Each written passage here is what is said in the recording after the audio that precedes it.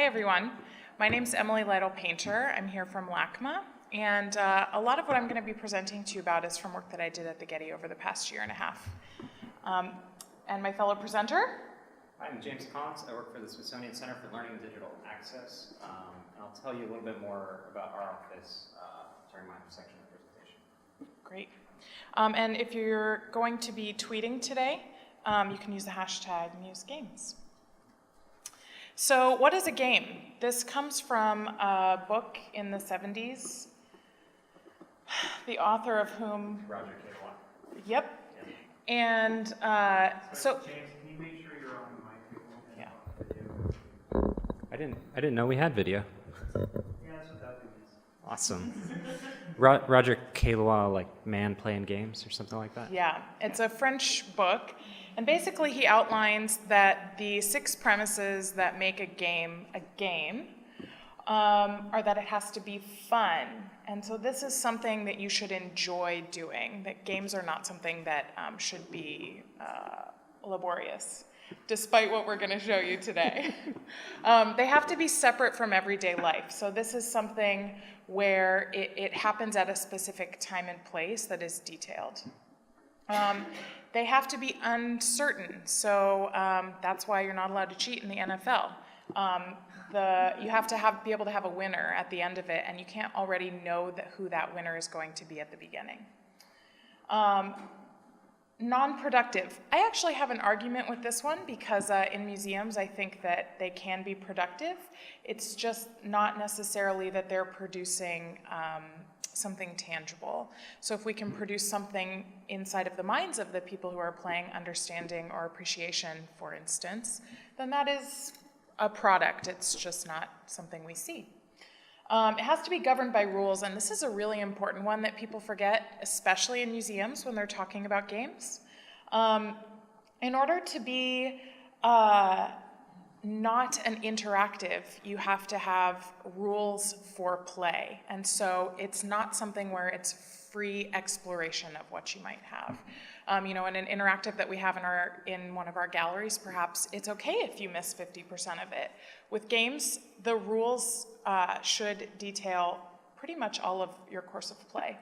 And then it also has to be fictitious, so you're building a reality separate from your own, and by coming together and creating a sense of disbelief that that's something that you're building within the game together. And James is going to talk a little bit more about that. Yeah, so the biggest questions that we get, that I see, because I do a lot of consulting with games internally in the Smithsonian, and when people talk about games, they're terrified, right? They look at games and they're like, what is this? I'm not a gamer. I've heard of Halo. It's some kind of weird community that I'm not a part of. But really, games are a form of media, and you're all familiar with media. You're all media consumers already. So you know what a book is, you know what a movie is. Now, you might not be able to make a movie, you might not be able to write a novel, but you can still appreciate those. Now, I'm not going to say that your appreciations aren't going to change over time. So if you are playing a game, so if you're watching Citizen Kane when you're 13 and you're watching Citizen Kane when you're, say, 40, after you've seen a lot of other movies and have a lot more experiences, you're going to have a more sophisticated palette for films. But you still know what's good and what's not to some extent, right? So you can still get out there, enjoy games, play games, and kind of develop that media literacy over time. Again, the biggest statement that I always make, and what I always want everyone to leave the room with, is that don't be afraid of games. Games are there for you to play with, for you to enjoy.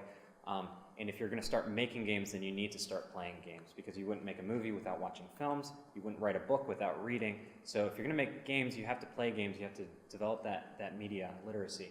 But when you're playing a game, trust yourself as a consumer. You know what's fun.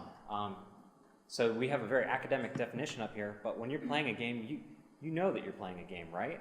So yeah, think of it in terms of the media analogy, and we'll extend that a little bit throughout this.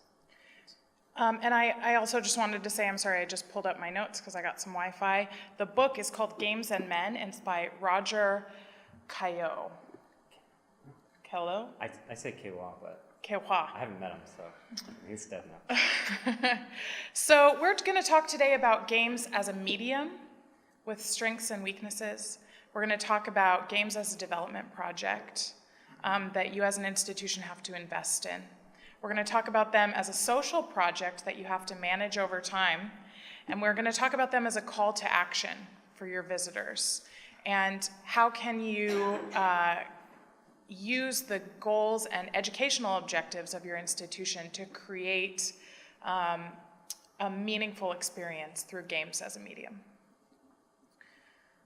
So, I'm going to talk a little bit about creating games in your institution, and then James will take over. So how do we plan for success when we're creating games? I think this can be a really difficult project to take on, and it's hard to sort of envision games as something that is creatable in pieces, right? I think we think about them as something that's sort of emerged from the shell fully formed. I think that they're easy to speak, or easier to think about them in pieces if you think about them as any other media. You wouldn't expect to create a video and have it be done tomorrow. And so one of the first things that we want to talk about is, I keep doing the wrong screen, is how to get other people in your institution playing, and I think that this is incredibly important. What I would encourage you to do is to form a games group if this is something you want to bring to your institution. And James maybe can mention this later when we start playing, that get people together on Wednesdays at lunch and start with board games and go to card games. By playing games, you'll learn a ton about which ones are right for your organization and which ones you can get people to support. And if you get people excited about playing and playing together, they'll be more excited to help you create these projects for your visitors. I'm also really intrigued, and this is not what our presentation is about, but I'm intrigued by the idea of games for staff. And so if anybody wants to explore that over the next year, let's do it, and we'll talk about it in 2015. So the next thing is to define your institutional parameters. Every institution has rules that you know. Maybe they're not written down anywhere, but you know what they are. And so some of those are going to be things like, we can't play this in the galleries. We're not allowed to play this in the galleries. You can do it in the garden. That is going to affect the type of game that you are going to make. And I think it's good to set all of those rules down for yourself at the beginning. How many people are you comfortable as an institution inviting to play? If you make something that's in every gallery, you might get something a little more raucous than your director is comfortable with. Are you okay with building something that's digital or analog? One of the most successful games I've ever seen in the gallery is at the Columbus Museum of Art, where they have analog games that they've built in their basement. And you can go and play face matching with works from their collections that are portraits. They don't have anything digital, but every single game station in their basement is filled up with people who are enjoying playing together. And if you're clear about your educational objectives, I think that you can use a lot of different, even very simple game mechanics. So I'm going to touch briefly on this idea of intrinsic mechanic, and then we're going to go into it deeper later. But what do you want them to learn? At the Getty, when I was working on a game with some of my colleagues, we were using a puzzle game to try to get people to look at paintings. But the mechanic of a puzzle game keeps you looking at your phone. And so how do you create a game that gets people doing what your goal is? And if it's learning vocabulary words, then maybe it's okay that they're looking at their phone. Maybe that's something that you want. So by being extremely clear about your learning outcomes from the beginning, it will help you align your central action within the game with what you're trying to get your audience to do. And James, you were going to tell a story. It's a story about an academic report, which is always pretty thrilling. But, and I will go ahead and tweet the link out so you don't have to remember this and try and Google it right now. But there's a study put out by the University of Nottingham that's fantastic, that really goes into kind of this whole aspect of intrinsic learning mechanic versus extrinsic learning mechanic. So what they did was they took a video game and they made it into 3 different versions. The video game was designed to either kill zombies or do fraction division. So kind of, you know, different strokes, I guess. But so they had 3 different versions of the game. The control game just had people solving fractions using division. Woo! That was my favorite. The extrinsic mechanic game had people killing zombies, and then after you killed a certain number of zombies, you'd get to kind of a wall, and there would be a fraction quiz, and then they'd have to solve the fraction quiz to be able to get to kill more zombies. So we're talking about extrinsic learning mechanic, right? It's pulled outside of the game itself, the gameplay mechanics.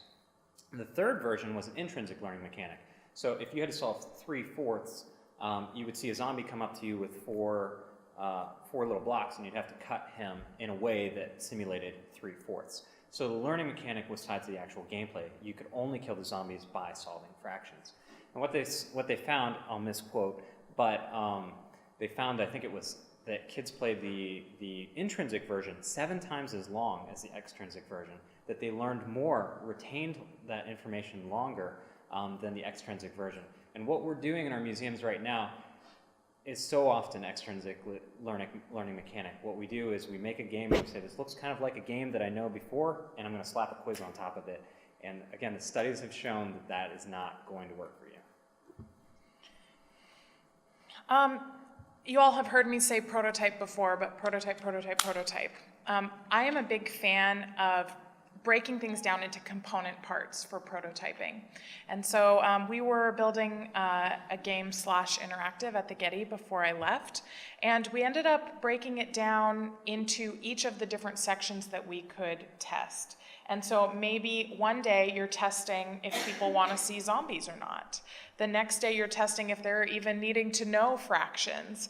And by testing these different sections, I think it's getting you out and talking to people and helping you learn what your audience needs and how they're responding to it.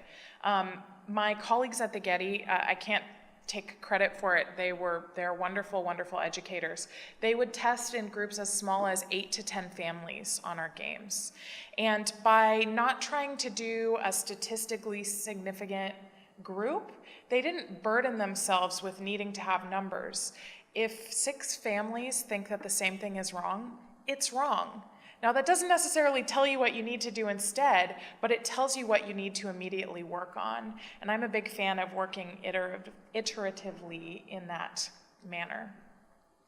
And then the last thing is linked to the previous one, which is evaluate. And so the most important thing you can do when you're thinking about games is watch people play. We all, in museums, get busy, we get funding cut, etc. But get out into the galleries, play with them depending on the type of game.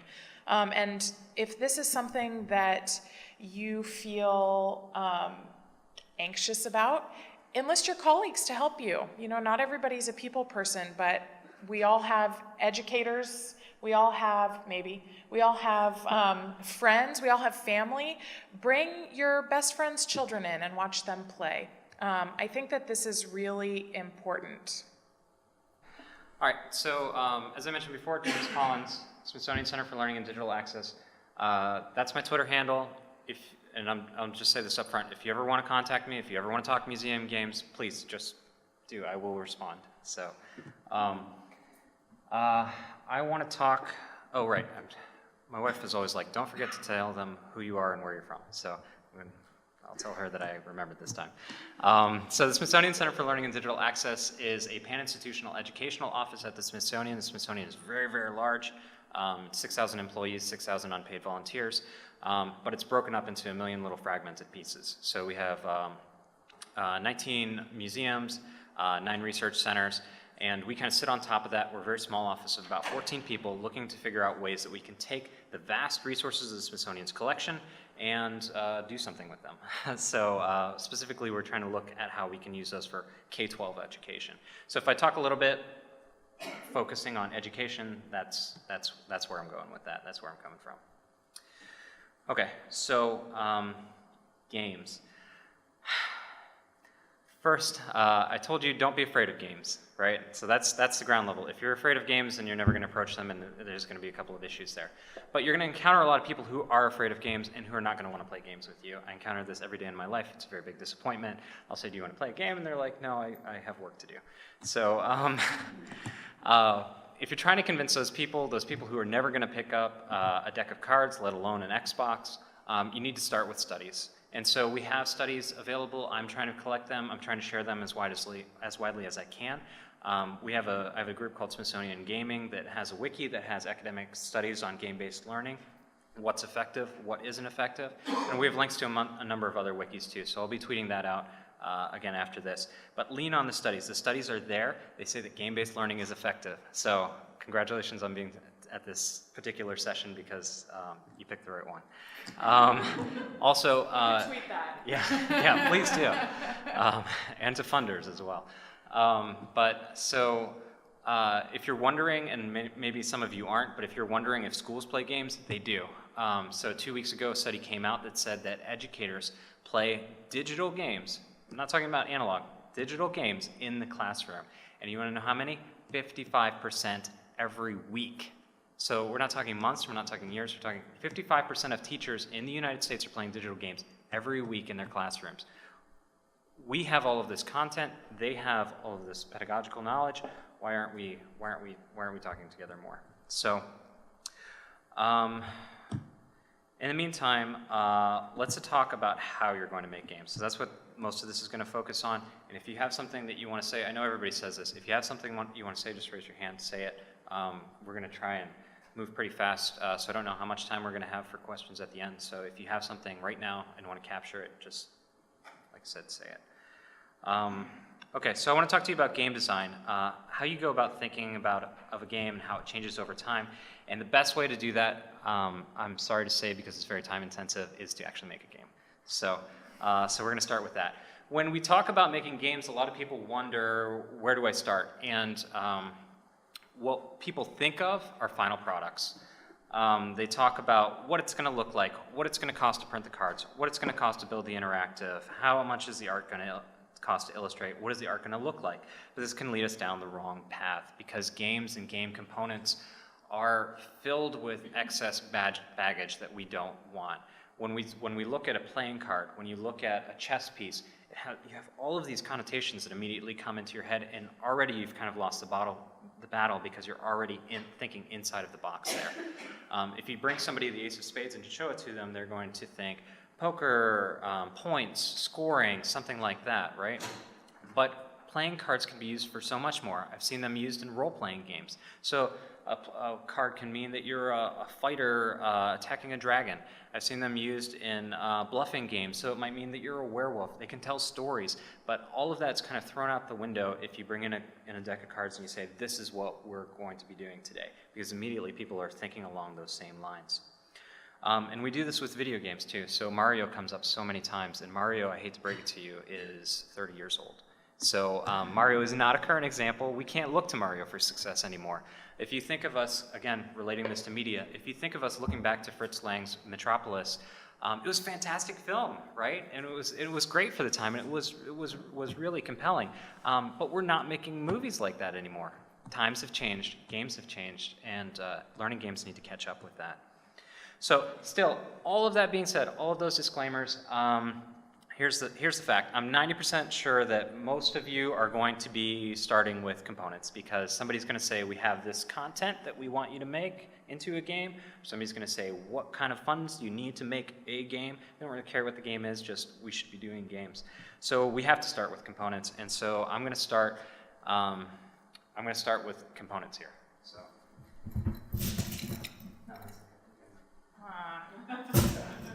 We'll get to this later. Okay, so here is a stack of cards. I told you cards are equal to here's a bunch of cards. So I'm going to set these here. And there's your component. There's your game. I paid a contractor for this, so this cost us a lot of money. This is the game, and these are the results, and we can show it to our director. So go ahead and play a game.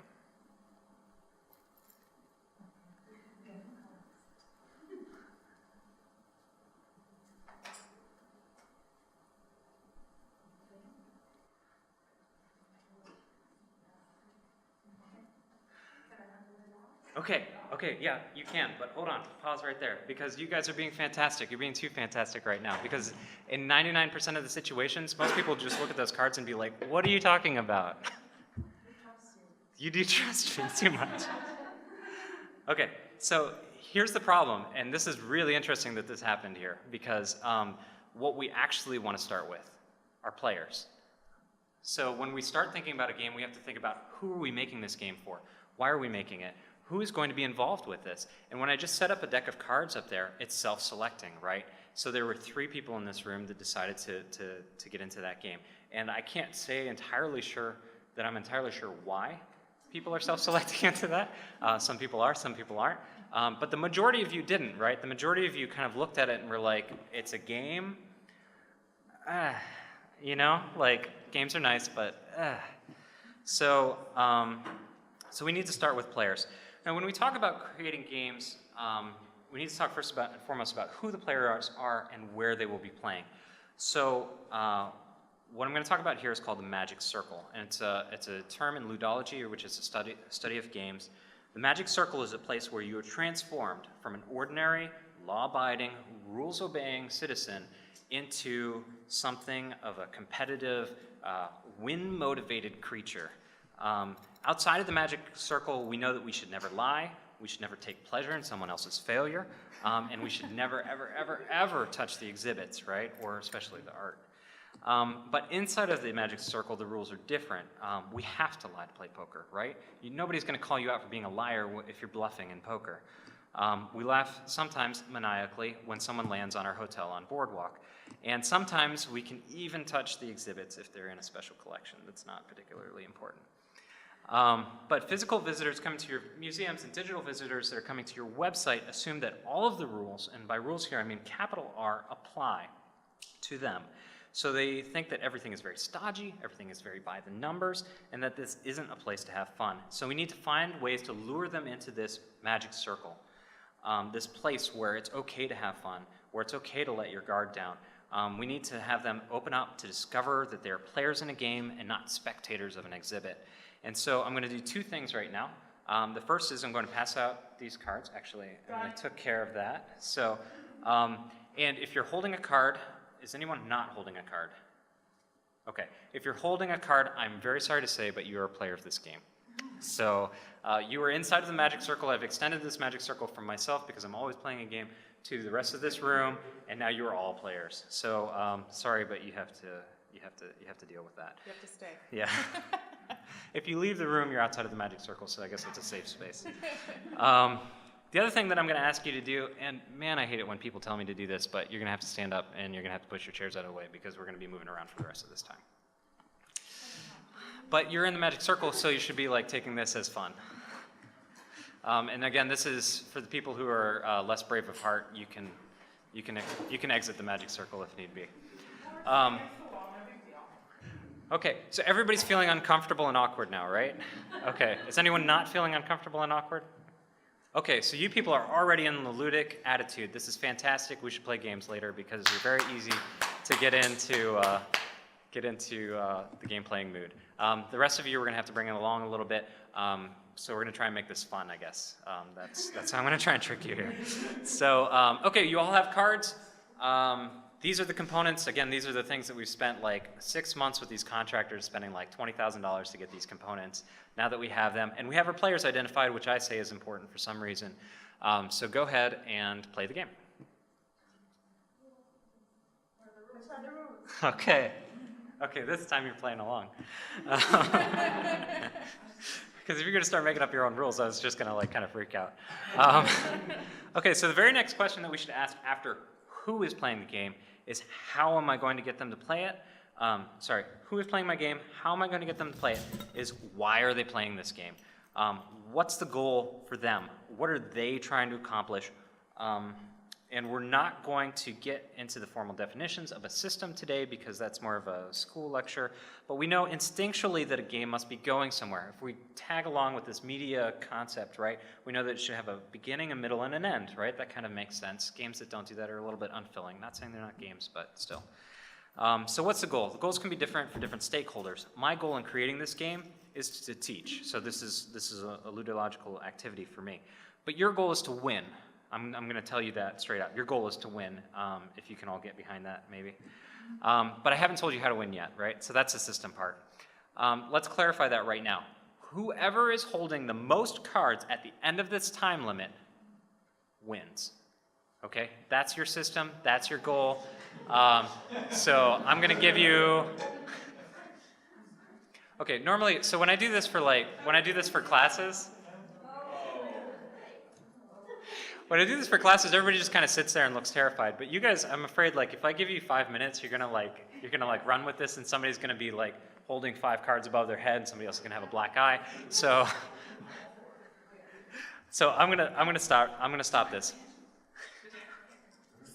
Okay, this is perfect. This is perfect. Okay, so she just went up here and she grabbed the rest of the cards. So let's bravo to her. She wins this round of this game. Okay. So perfect. So we have 2 elements that are working for us right now. We have players and we have the system. But the confusion here, you're looking at each other and you're like, I'm not really sure what I'm doing right now. It's because we don't have anything to bridge the system and the players themselves. And we see this all the time.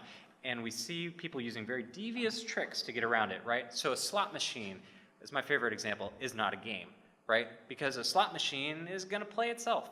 You know, it just needs somebody to press that button. It's a system. There's nothing that really connects you to that. Candyland, does anybody, I'm not going to ask this, but does anybody not know what Candyland is? You don't have to raise your hand because it's embarrassing. But Candyland, you draw colored cards and you move along a path and then somebody wins. But there is no game to it.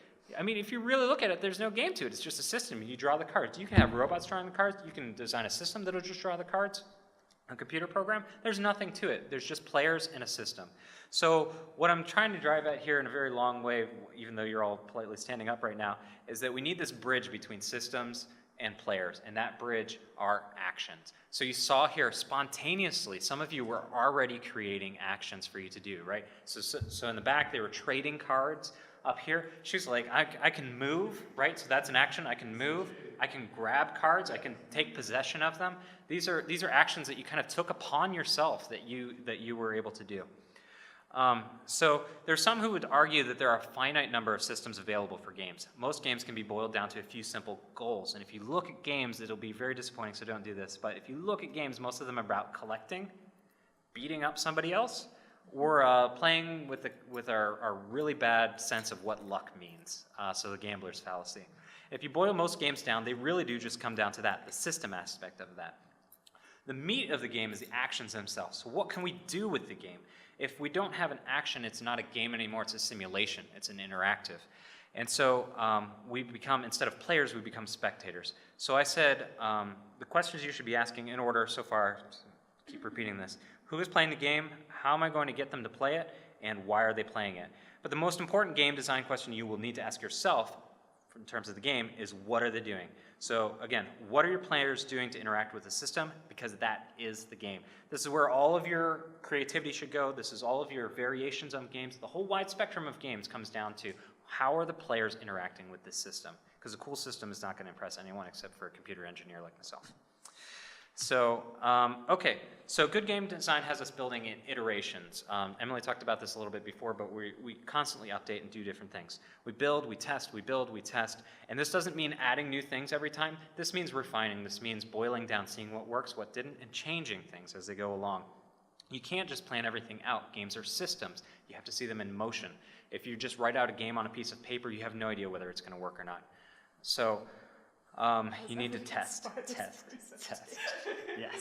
Yes, this is a system. It's in motion. We'll see if it works. I don't know. We've lost like 15, 20% of the people, but I think we're still doing good right now. So, okay, so let's do our first game, and I'm not screwing around with you anymore. Let's actually play like our first legitimate game here. And again, this isn't going to be the Citizen Kane or even the Metropolis of games because we only have like half an hour or whatever. So this is going to be more like, instead of the Mona Lisa, it's going to be somebody like drawing with crayons on paper. But, you know, it's a good activity, and we can learn a lot from it. So everyone who has a card is a player. Nobody's, like, ditched their cards yet, right? Okay, if you stole somebody else's card, give it back to them. And then we're going to pass out more cards later, so don't worry too much about losing your cards. But if you have a card, you're a player. So, hey, guess what? I don't have any cards. I'm not a player. But everybody else in this room is. The goal, again, the system, is that you have to have the most cards at the end of the time limit. That's the system that we're working in. The actions right now are undefined, as we found out. So I would like for you all to take this tabula rasa that I gave you, this blank card that means nothing. It just says action on it, right? It's as generic as I possibly could get so that you don't have any burdens or assumptions in your head. And I want you to write down one action that you can do on that. So if you don't have, did you already pass out pencils? Okay. So write down one action. It can be anything, be creative, think outside the box. Again, the goal is to collect cards. I'm not saying anything else. The goal is to collect cards. It's up to your interpretation of what action will take you to that. So I'm going to say that it's a free action to move, to talk, things like that. So you don't have to worry about that. But anything that involves collecting cards or taking cards or anything like that, just limit yourself to one for now and write it down on this card. So I'm going to give you 30 seconds to do that. The 30 seconds, and I want you all to remember that it's okay to be uncomfortable right now. So I was uncomfortable this morning when he was presenting this to me. You're not doing it wrong. We're learning it together, and we're going to iterate on what you guys come up with. So just write down something. I get this all the time, right? Because I'm a computer programmer by trade. And so I used to teach a class where it was game design for non-computer programmers. And so I would get nurses and social workers who would come in, and because this was at the college level, and they would say, I made this game and it didn't work and I feel terrible. And I'm like, what are you talking about? I have to make a game like 40 times before anything works, right? But to them, to a nurse, failing was like, you can't do that. You got one chance, right? If you make a mistake, somebody's life is on the line. But when we're talking about game design, when we're talking about computers, failure is a must. If you don't fail like 10 times, you're not legitimate. Like you're not doing your job right. So, yeah. Do you want a word or a picture? I am not going to put any restrictions on this. It is open to your creativity. Okay. So, and we're going to see how this works. And like I said, that's why we're saying this is a system in motion. We'll see. So is everybody ready, more or less? Okay. So I'm going to give you, what do you say, a minute, 2 minutes? A minute. A minute? I'll give, for the first round, we'll give 1 minute. And we'll see who has the most cards at the end of it. Again, no physical fighting, please. Carry out your action. Yep. Go. Go ahead.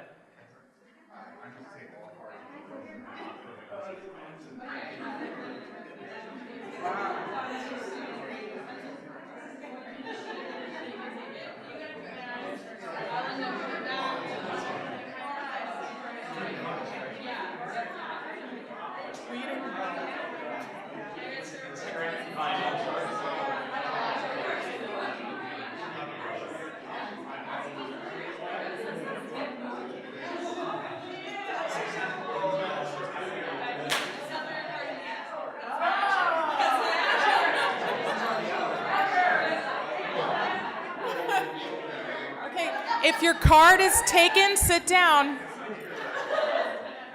If your card gets taken, sit down. Okay, and 5, 4, 3, 2, 1. Bzzz. All right, time is up. All right, so see how easy it is to get everybody in the ludic attitude? Like you're all like, yeah, this is fun now. If your card was taken, sit down. Yeah, you can sit, I guess. Yes. Okay. We'll let you join the next round. Don't worry. Well, yeah. So okay, so I'm really interested. Who has the most cards right now? Yeah, 3. Does anybody have 4? Do I hear 4? No, just 3. Wow, that's a pretty low score. I'm gonna say that's not a best ever. Okay, so the 3. So the people who have 3s, raise your hand. Okay, so can you say your actions? Take all cards in a room. Do not relinquish any cards. This is a fantastic action, right? Because that really gets to the heart of the game. Magic circle. 2 is something like give your cards to someone else. Okay. This is. And then the other one is do an elephant impression, and best one gets the card. Oh, that's interesting. That's interesting. Okay, so you went straight kind of with this competitive aspect, like I'm gonna take people out, and I'm taking these, and they ain't getting them back. And in the meantime, you try to kind of encourage people, right? Like with these elephant noises, was that one you wrote? Or you stole it from somebody else? Okay. I did the best We worked together. Okay, but no, this is a fantastic idea because to get people to participate with you, to get people to take their cards, you're actually saying, hey, it's fun over here. Let me take your card. As opposed to, I'm going to beat you if you don't take my card, if you don't let me take your card. People said they didn't want to play with me anymore. That happens too. All right, who's the other three? Okay, what was your action? Stand on one leg, and then I stole, hop on one leg, and then I stole one leg. Okay, awesome. So, and yours was to stand on one leg to start with? Okay, so same sort of thing. It's kind of goofy. People might do it if you're like, hey, will you stand on one leg? And they're like, sure. And then you take their card. So this is really interesting. People who were knocked out first, what were some of your experiences? Oh, well, mine was, give me your card, please, and I met a steal all the cards in the room. So how fun was the game for you? Oh, it's fine. It was fun still? Okay, this is good to hear. I was devious enough, I think. Yeah. I didn't think anything or I was thinking, If so, power and don't protect. yeah.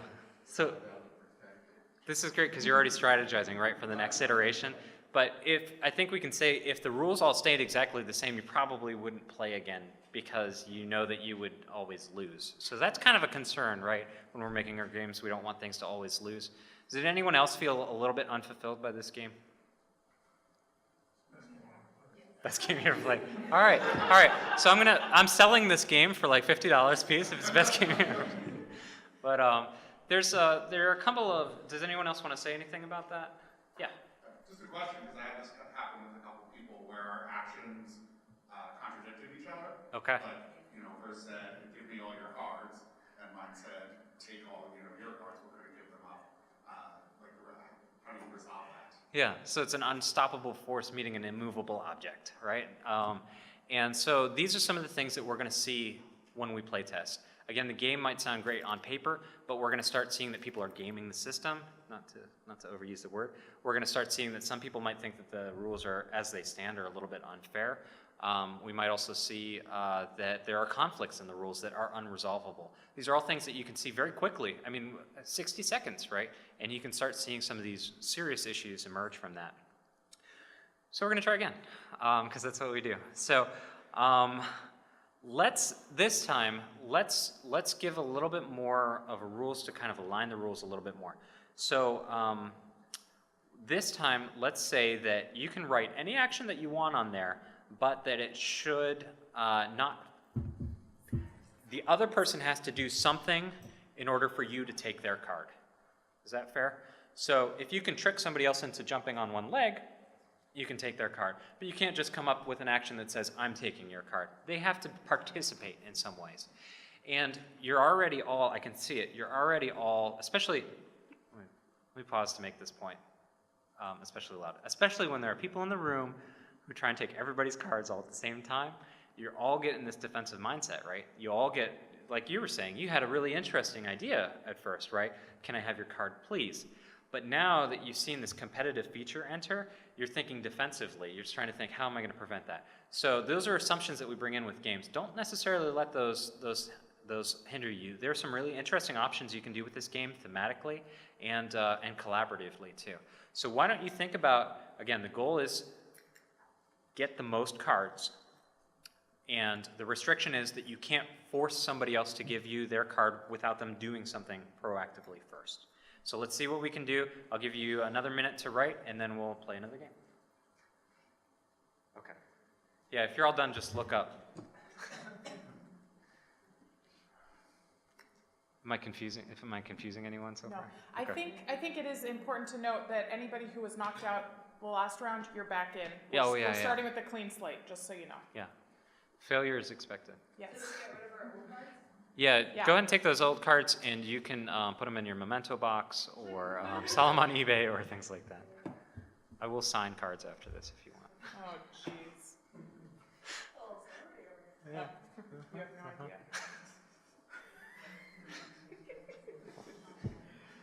Okay. Are we good? Everybody got a rule? Okay, more or less? Write down anything. See if it works. Yeah. Yeah, experiment, be wild, be creative. You know, really, again, if we're thinking inside the box, I think we've already failed. This is my argument that I make to people. If we're thinking inside the box about museum games, we've already failed because, you know why? Because people in schools aren't saying, you know, I really want to go to the museum and play games. That's my barometer for how successful museum games are right now. So we need to think outside of the box. We need to try new things and experiment. So this is group experimentation. Do people have to do the action on their card when they take your card? It's an interesting question. I don't think we've made a rule about that yet. Let's wait until the next iteration. Can I just take it? They have to do something. Yeah, they have to do something. Yeah. So then doesn't it depend on who goes first? Could. Something we'll find out. Okay. Okay, All right, ready? And 60 seconds, go.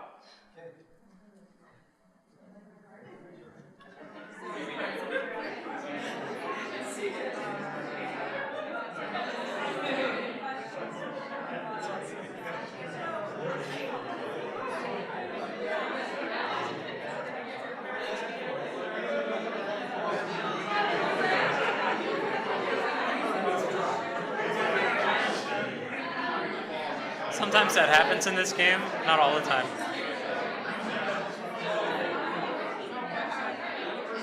Did you win one? Show me.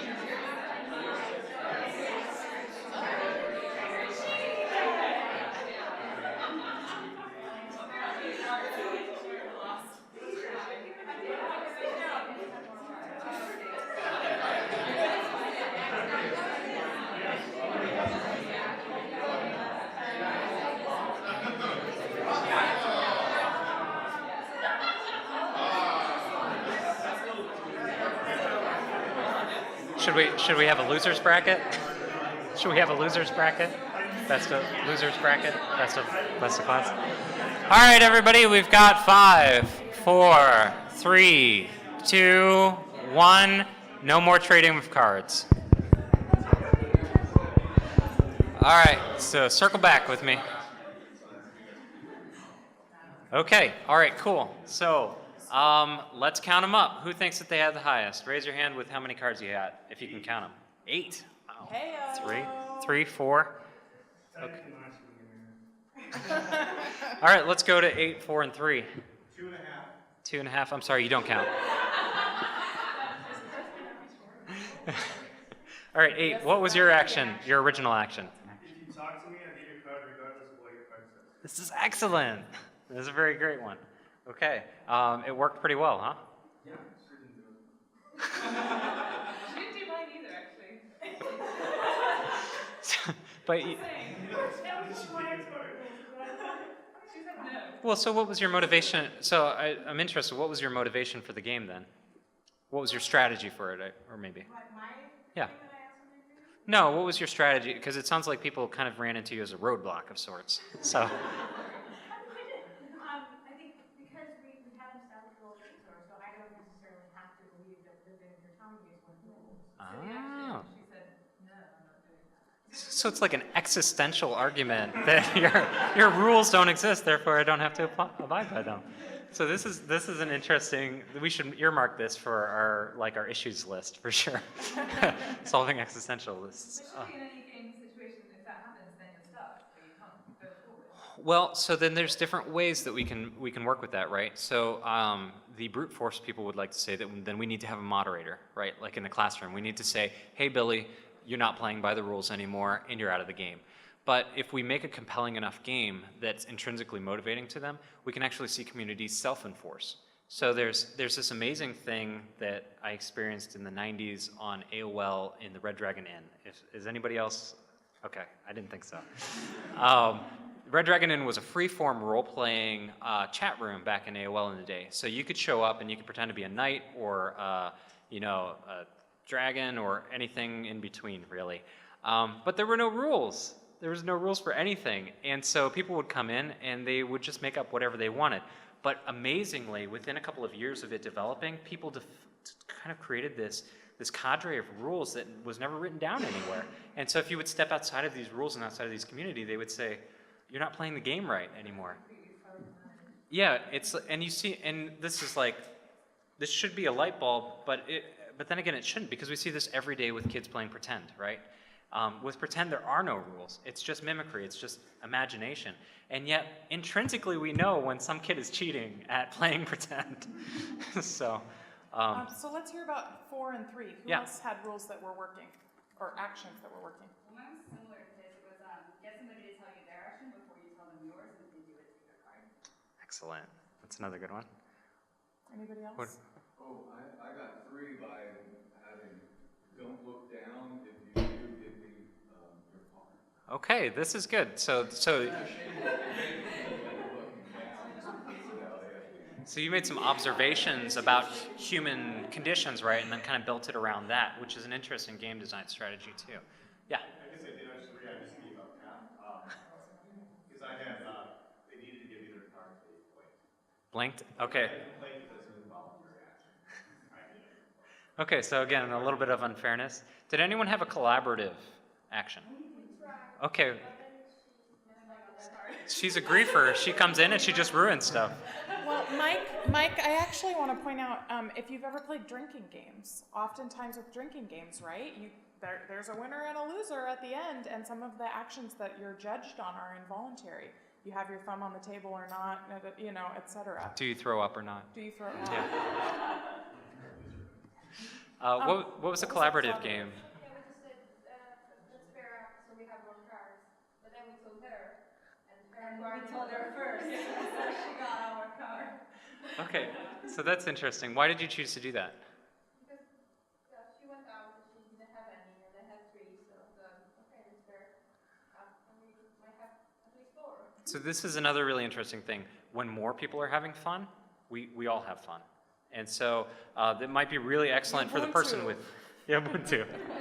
It might, no, but it's serious. Like the person who got 8 cards might have a lot of fun, but if nobody else has cards at the end of it, you got to wonder if they're going to play the game again with you. But if we're all working together, there's something a little bit more intriguing about that. Did anyone have a theme? Did anyone step outside of the box as far as a theme for the cards, a narrative, a story? Okay, so there can be some interesting things with that. So say your card says, I keep going back to this because I'm in presentation mode and I'm not thinking too much, but I'm a knight, and if you are wearing green, you're a dragon, and I slay you. And suddenly we've kind of added on another layer to this, and we made something that's a little bit more interesting. Or maybe, if we're talking about experiences, my card is, tell me a story about a migration in your family, and then I will give you my card. So I don't know if anybody here had giving away their cards to encourage behavior, which is another way we could think about these games. Then it's not so much like, well, yeah, you won, but we all gained something out of it. So again, these cards are blank, right? They're actions. They can be anything that you want. So with a couple of seeds like that, let's try one more time. And this time we're going to bring in some of the game structure, which is what he was talking about at the beginning. So the game structure exists outside of the actions that you're performing within the game. Yeah. So, and I'm sorry, I have one other note here that I wanted to make sure to mention. There's a term called emergent behavior.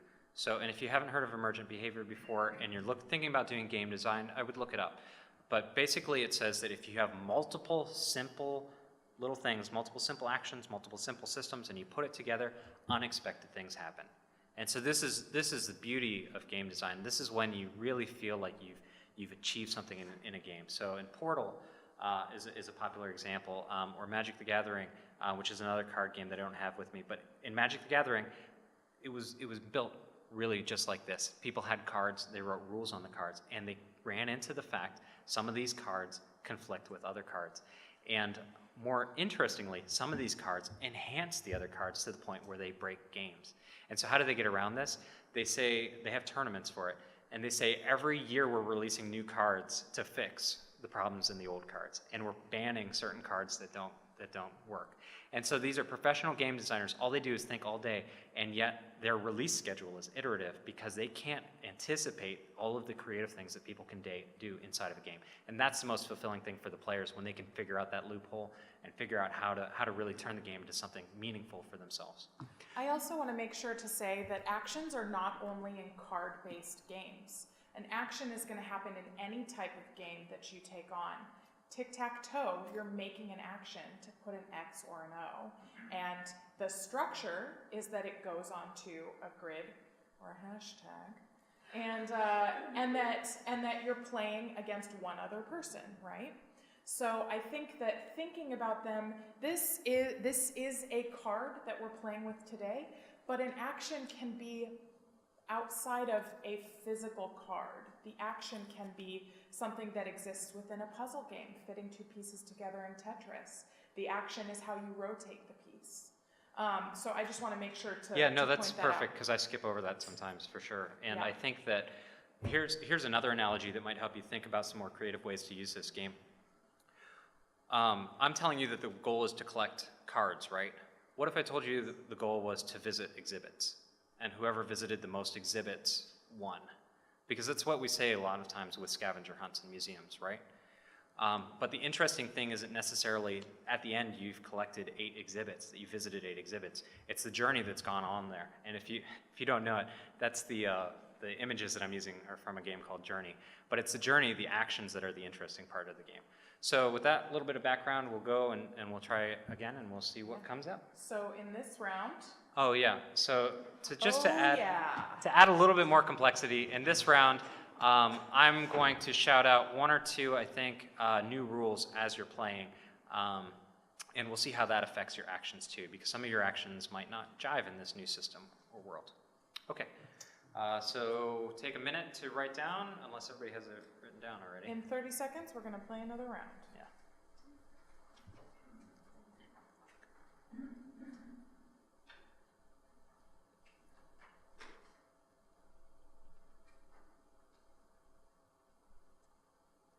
We have like 1 or 2 slides after this, but this will be the last iteration, and then we'll open up for questions. And also, thanks for coming along with us in the Magic Circle today, guys. We appreciate your being willing to play. Yeah, this is more people than I thought would stay. People here, Ludic. they're extroverts. All right, are we mostly ready? So we're also going to add structure this time. Part of the game structure this time is going to be a timer. And so as James shouts them out, there's going to be a countdown to how long you can perform these actions. Okay. Are we ready? Set, go. You have 1 minute.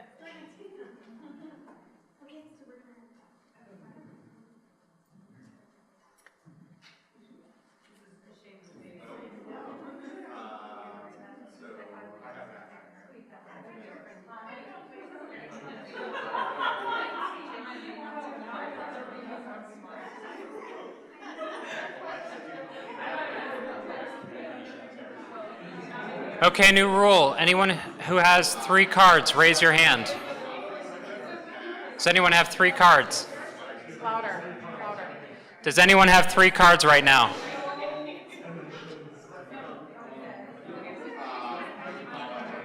Two cards? Does anyone have 2 cards at this point? If you have 2 cards, raise your hand. Okay, if you have 2 cards or more, please give away both of your cards to somebody else.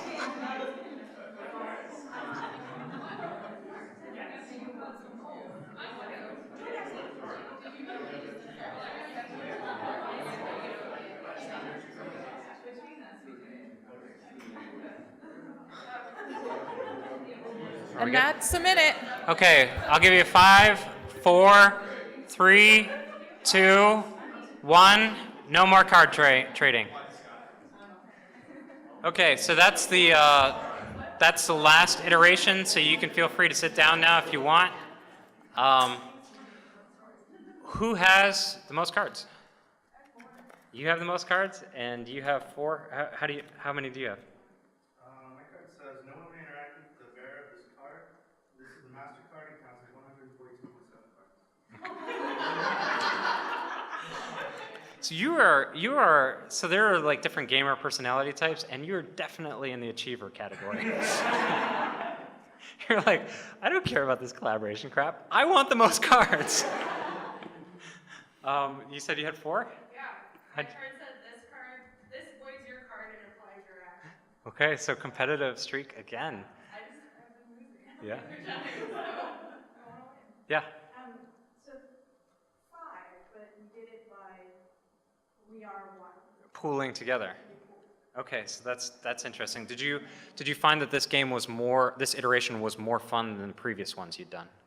It was funny, but mostly because I was shocked at how well it was. Yeah.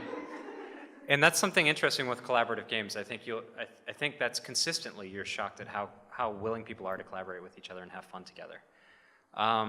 Does anyone else have something interesting they want to say about one of your actions you thought was interesting?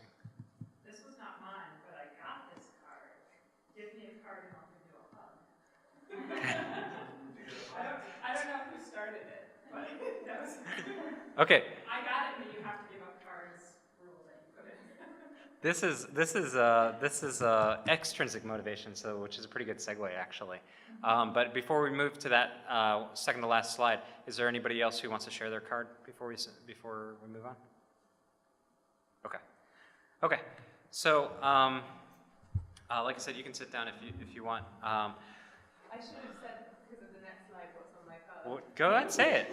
Which was, if you tell me something that motivates you, I'll give you my card. Interesting. So what made you think of that? Well, because I was thinking that we've been playing this round a few times now, and I was kind of feeling like the same thing was happening. So I thought, actually, for me, it would be kind of interesting to hear what motivates these people in the room to make games. This is great. I was like, actually, I'm kind of done with the game now, but I want to hear about what motivates people. So this is perfect. This is perfect. So like I said, games have a beginning, middle, end. And did you want to add something? Yeah, this was somebody else who said I ended up with it. It says no matter what, I win. Okay. So games also have a life cycle. They go from early game, mid game, late game, and the players mature along with the game too. So we see new games come out, people become infatuated with them, and then people lose interest with them. But a good game with emergent design will stand the test of time because new strategies will be developed, new interests, new ways to breathe life into it. So Minecraft is one good example of that, right? Like the original anticipated use of Minecraft is not what it's being used for today. And it's kind of been breathed life into it because people got to the point where they said, this is boring.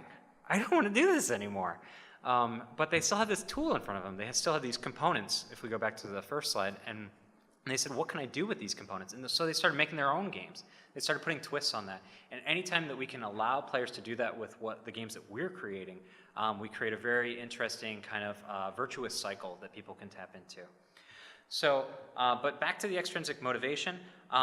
Player motivation is an entire discussion into itself, and I'm not going to get into it too much. But now that we're finished with the game, some of you have already been asking, why am I playing this game? What motivates me? Why am I continuing to do this? If we're playing to learn, we're experiencing a game with intrinsic motivation. So we're playing the game because we want to play the game. You care about the game, you want to play it, and studies have shown that this is the best scenario for learning. It makes sense, right? If you care about it, you're going to learn more. You're also going to play longer and learn more if you care about the game in a meaningful way. So prizes are a very interesting example, and here I'm equating hugs with prizes, which may get me in some trouble, but they're both essentially extrinsic motivation. So a lot of times museums and educators and teachers especially move to prizes first. So we think bribery, right? If some kid answers a question, I'm going to chuck a piece of chocolate at them. They're going to eat the chocolate, and then they're going to answer more questions. But it moves away from people playing the games for the game itself. And the problem is that when you do this, studies have shown that extrinsic motivators are less effective in teaching. They cause players to play the game less. And they've actually been shown in multiple studies to discourage players from the activities that they're trying to reinforce.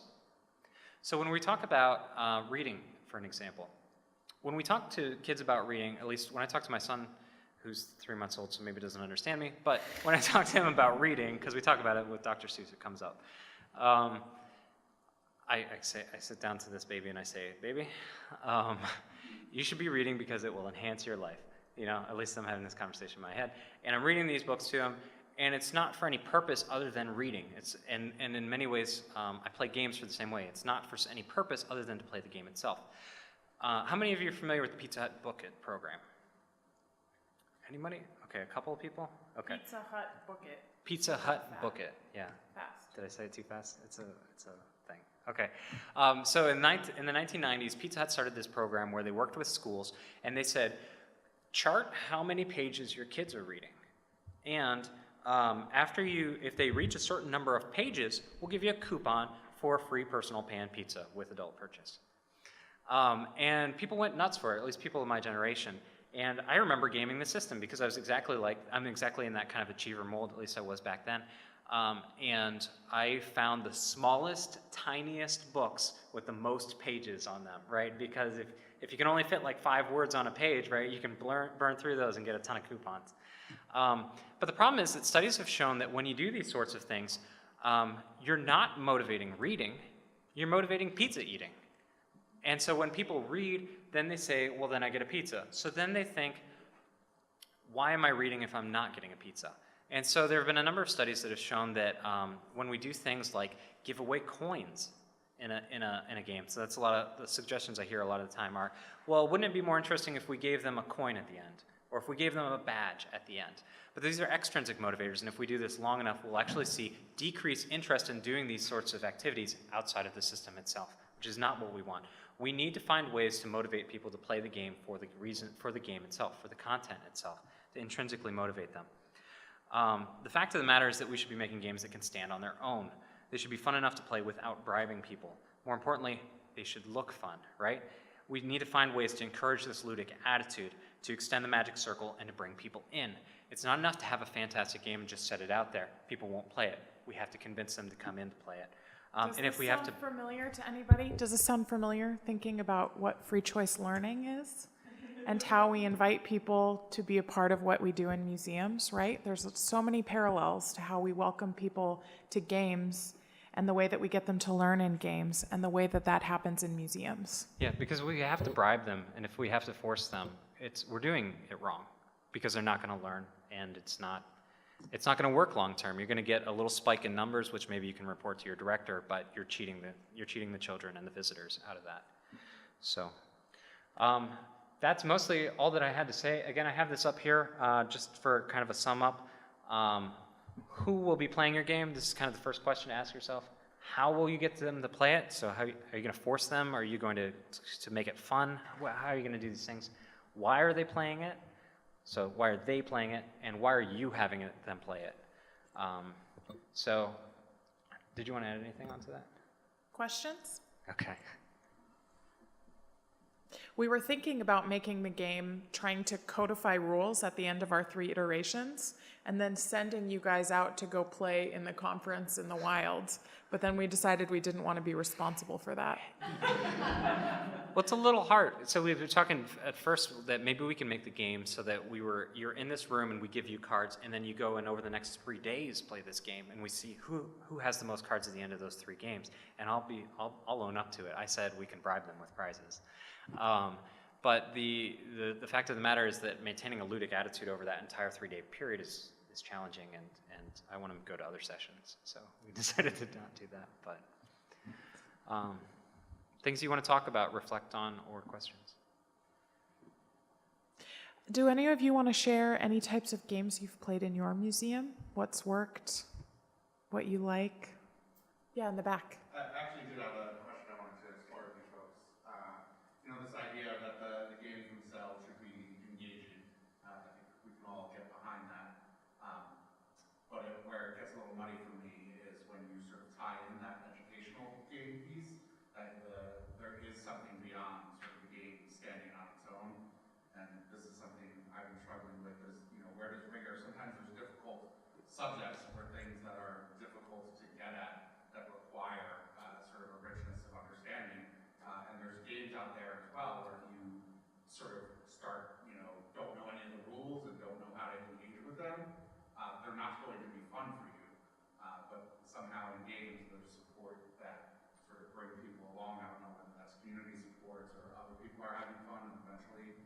all get it, but educational games don't really seem to get that ability. I mean, most of the time I would argue that most educational games are terrible, but even the ones that are stronger, if you're trying to get at something complicated, it's really a much higher barrier to entry. Do you have any? Okay, so this is what I do, right? I sit in my office and I think about this. This is what the government pays me for. The games, if you haven't read it, there's a fantastic book out there by Ralph Koster that's called The Meaning of Fun, I think. I'll tweet this out too. Something like that. But basically his thesis is that learning and games are the same thing. Learning is fun, games are fun. And I also tweeted out a video to Richard Culata, who's the director of the Office of Educational Technology at the Department of Education's recent talk. And he said the same thing. Mastery in and of itself is fun. And so it's our approaches to these topics that are tripping us up, because educational games should be fun. They should be fun. And unfortunately, we didn't have our other colleague, Daniel Laughlin, here to talk about NASA's work in games, but he was going to go into the long history of educational games and why they're not fun, and all of the kind of external influences that came in and said, this looks too much like a game. It looks like your kids are having too much fun. This isn't aligned enough. It doesn't look like schoolwork. And these are the sort of pressures that we see. And sometimes people don't even verbalize them. They just come in and they say, they're playing games. Are they really learning? But the act of learning is discovery. The act of playing a game is discovery. There's a lot of overlap. So what we need to do is stay away from the extrinsic learning mechanics that Emily was describing before, and find ways to discuss these topics in a fun and meaningful way. The other thing that I'll say, and I preach about this a lot, is that most people come in and say, I want to see increased test scores or skills after they play this game. Totally wrong approach. Because if you're doing a game that is doing that, you're not going to see that spike last over time. You're going to see that, so if you make an algebra game, right, and they learn algebra and you can show that they can perform algebra on the very next test, 5 years from now, do they still have those same skills? In the majority of games, for the majority of games, the answer is no. So what can we do then? My argument has always been that we need to change perceptions, attitudes, and inspire. Learning is fun, science is fun, math can be fun too when it's applied. And what we need to do is recharge students and youth interest in those subjects. We need to say that physics is more than just a test. It's the way the world works, and you can experiment with it. Has anyone played Kerbal Space Explorers? Okay. So in Kerbal, you're designing a rocket and you shoot it into the air, and with kind of like these cartoon fake alien astronauts, and more often than not, it explodes in very fiery, cartoony sort of ways. And it's hilarious fun. And what it is doing is it's teaching physics. So it's the same way with Angry Birds. And I'm gonna get slaughtered for this, but I would advocate that some aspects of Assassin's Creed and other games like that also do the same thing. They're just doing it in the wrong way. So we can make these sort of exploratory, fun games, engaging games, inspire people to learn more, that can be life-changing experiences. One of the most positive things that came out of that Pizza Hut Book It program is that I ended up reading 20,000 Leagues Under the Sea, because it had just so many pages, and it was the biggest book that I had in my closet. And while Pizza Hut Book It may not have worked for the majority of people, reading 20,000 Leagues Under the Sea inspired me to go on into science, to explore and to be innovative, and it kind of changed my life. And games, a lot of kids aren't reading 20,000 Leagues Under the Sea today, but they are playing games. And so that's where we can get to them. That's where we can inspire them to become future scientists, future art creators, and content creators. We need to do it through that instead of saying, hey, look, they scored 5 points better on their algebra test. So. And I also want to add in, I feel like a lot of museums, period, focus on cramming information down our visitors' throats. And I think it's really important to think about opportunities where it's not necessarily about getting facts.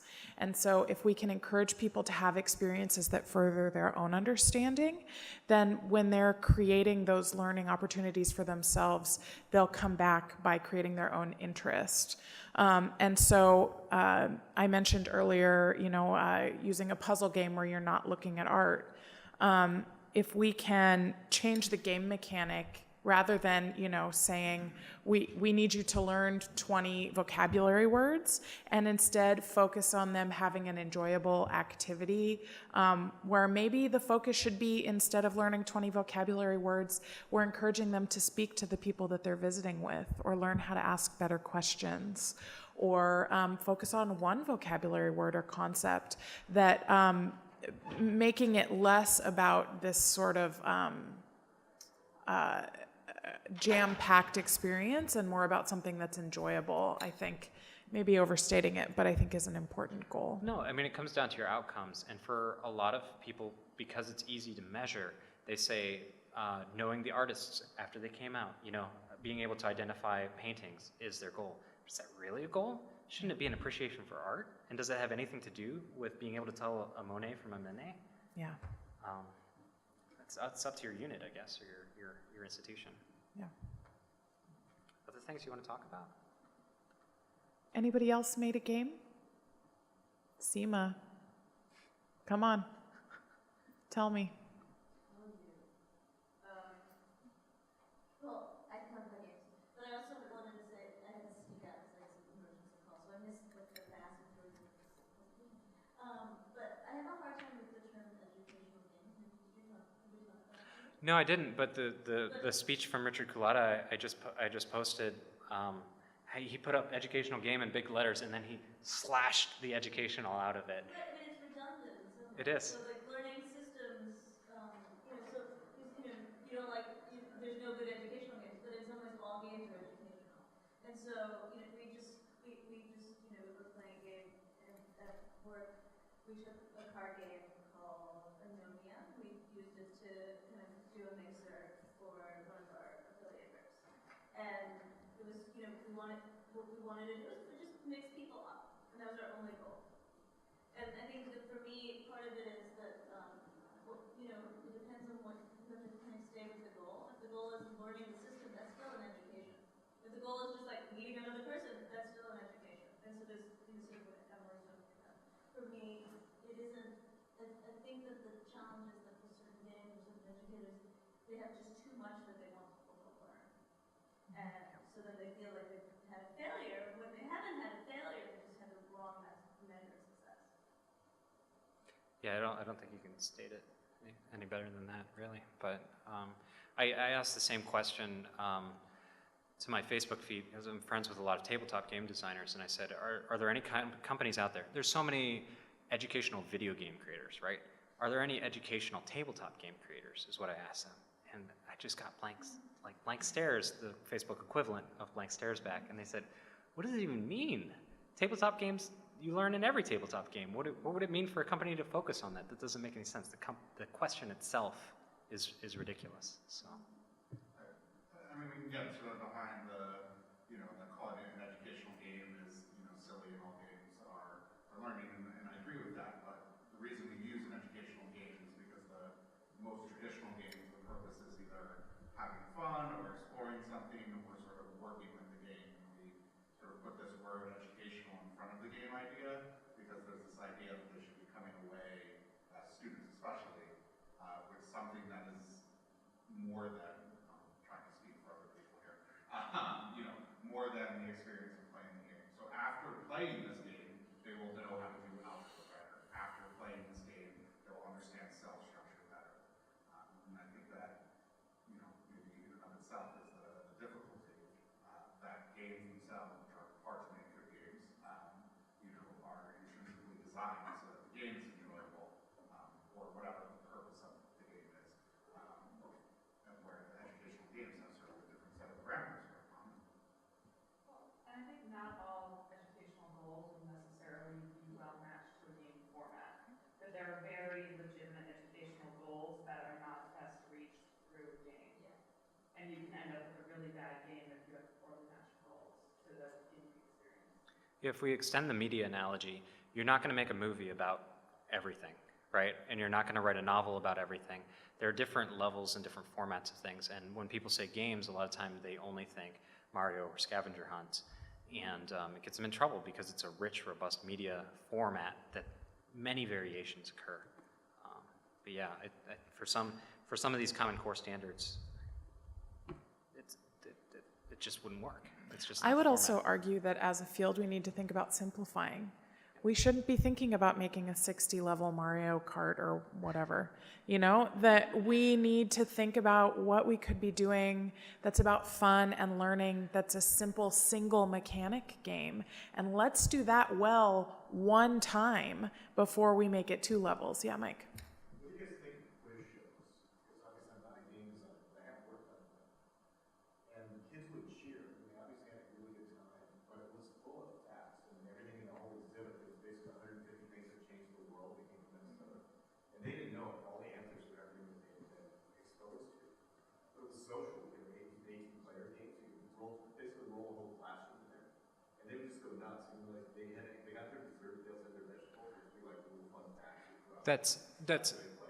Have you heard the term chocolate covered broccoli? No, that's why That's what they call it. Yeah, chocolate covered broccoli. Yeah, if you look at that, but it really comes down to your outcomes. So for me and for my office, I really advocate for transformative learning experiences because I think that that's the best way that I personally can make an impact on people's lives, that I can change somebody's life. But if your goal is skill enhancement, or if your goal is kind of this chocolate-covered broccoli approach, right? Like they need to know these vocabulary words because there's a state-mandated test, and they need to do that for the test. Then you're going to have to pull. Yeah. Then you're leaning more towards gamification, and you're learning more about advertising tricks, entertainment tricks, less about emergent game design. So they're kind of. I try and tell people those are completely valid outcomes, so long as you recognize that those are your outcomes and you're designing for them. And I would argue that what you're talking about has less to do with the quiz aspect and is more social. And so you've tapped into the right thing for the right age of kids in your area, right? And maybe that wouldn't work with a less homogenous group, for example, where kids were less, if you had 15-year-olds and 9-year-olds, maybe that wouldn't work. And that's a different audience. So you found something that works for you. That doesn't mean that it's wrong to have those sort of lofty goals of teaching them facts. I just heard from games that when they say quiz show, are you going to cringe? I do, but I do as a game player, but I recognize it as a completely valid tool depending on your outcomes. And that's really how we have to approach every program, right? Is this the right tool for our outcomes? And I think games can be an amazing tool for transformative experiences. Whether they're the right tools to teach Common Core is an open question. It's also not necessarily our thoughts. I mean, I think that one of the things that's interesting for us as museum people is that we are often an addition to the classroom. And so we might be assessment, we might be, we might be scaffolding, we might be all kinds of things, or we could just be fun. And so I think that sometimes, to go back to the educational game, sometimes it's not our job.